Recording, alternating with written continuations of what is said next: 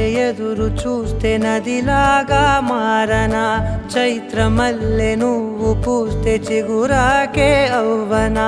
నన్నే వరించే యువరాజును అంట నీ